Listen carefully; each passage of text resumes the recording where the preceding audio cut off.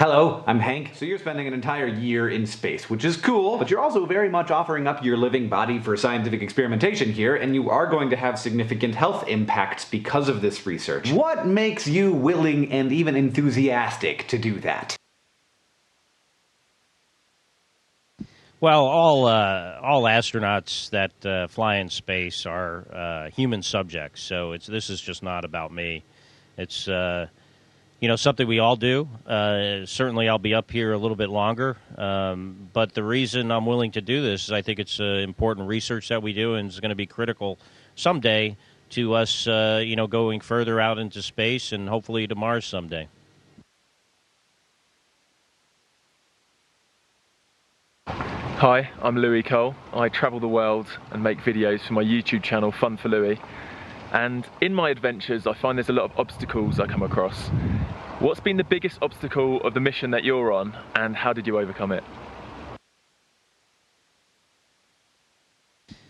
Well, this is my fourth time in space, my second long duration flight, so I kind of eased into this pretty easily. It kind of felt like I had really never left. It's really amazing how your body remembers the environment.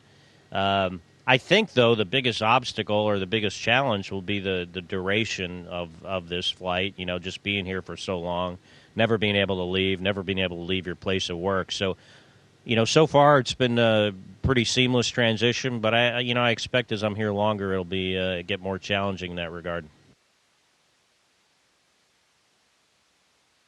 Hi, Astronaut Kelly. I'm Emily Grassley from the Brain Scoop, standing in front of our meteorite collection here at the Field Museum in Chicago. My question for you. I know you're studying your immune system's responses and functionality while living in space for a year. So considering how much of a person's healthy immune system has evolved for millions of years along with life forms on Earth, do you have any predictions for how humans could maintain a well-balanced microbiome while living in space without things like plants, animals, or microbes gleaned from life forms on Earth?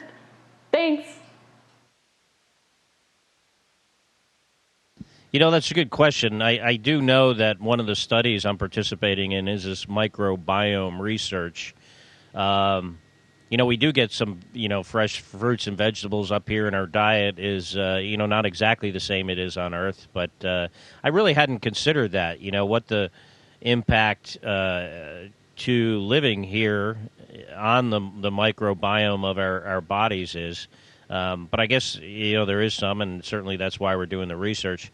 So hopefully, this experiment will find those answers. I don't have a personal hypothesis, but I'm sure, the experimenters do. And if you want more information, I'm sure your NASA contact, can get that for you.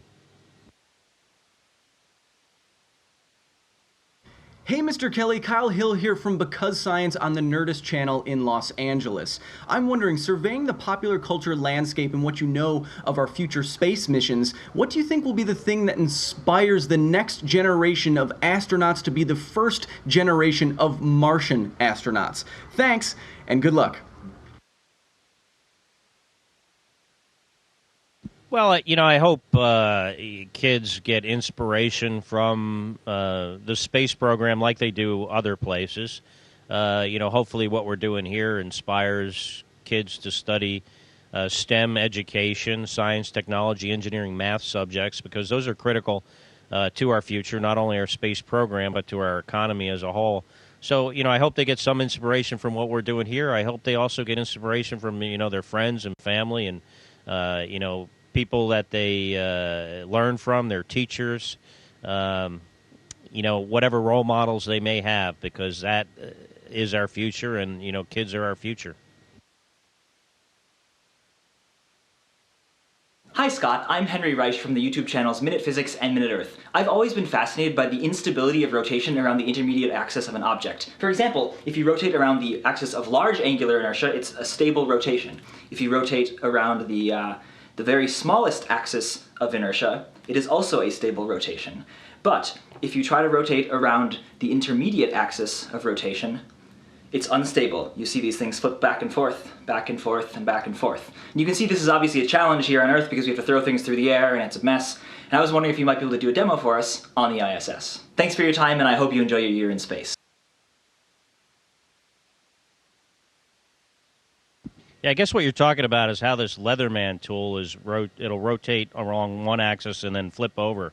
Um, so I hope that was a good demonstration. I'll do it again here real quick as we go to the next question, and hope you can see this.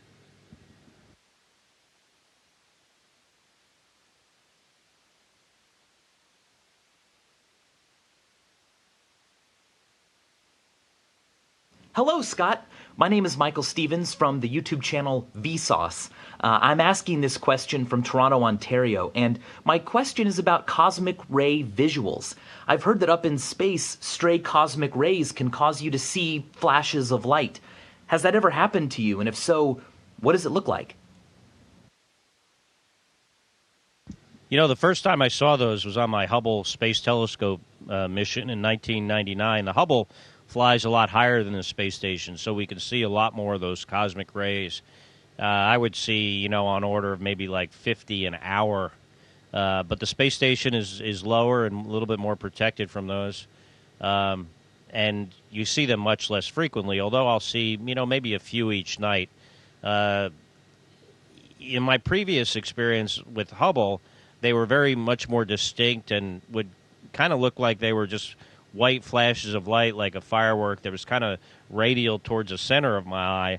Now they seem a little bit different, and I don't know if that's because of the altitude we're at, but a little bit more not as well defined, not and kind of more random in how they streak across my field of view, I guess I should say.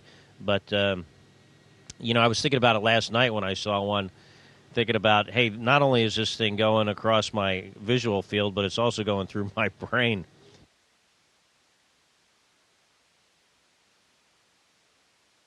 Hey, Scott, it's Destin from Smarter Every Day. Enjoyed working with you. Hope to do it again. Drop me an email if you're interested. Quick question. What kind of watch do you wear? I know you have two, but I don't know why. What features are important on an astronaut's watch?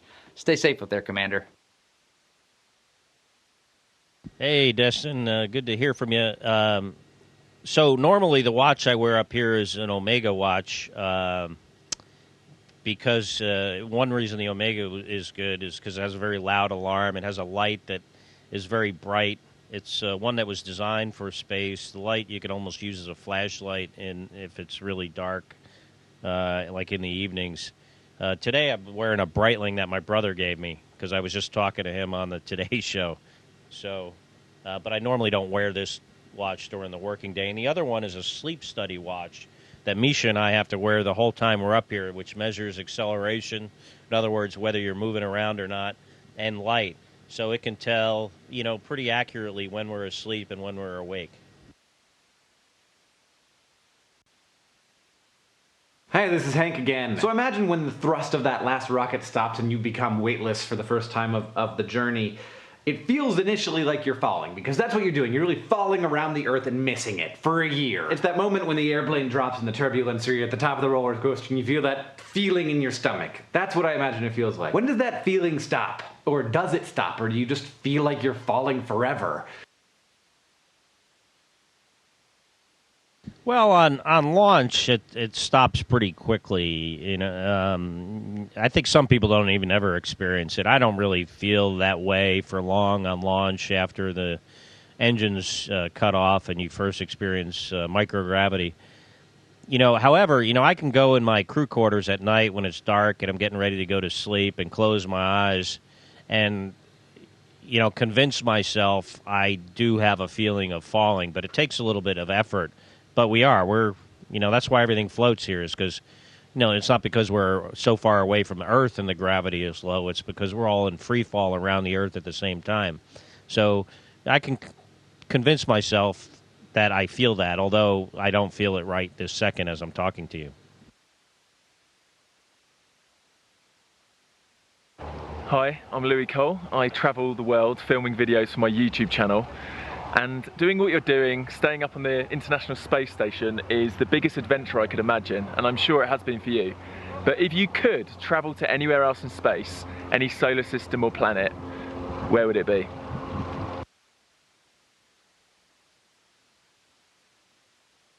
People normally ask, if you could travel to any other place in our solar system, and then I generally say Mars. But the way you pose the question, I think if I could go anywhere, it would probably be to a planet that astronomers and scientists have determined is most like Earth. And, to see what's really there, if there are living creatures or just how that planet is evolved and how similar it really is to our home planet.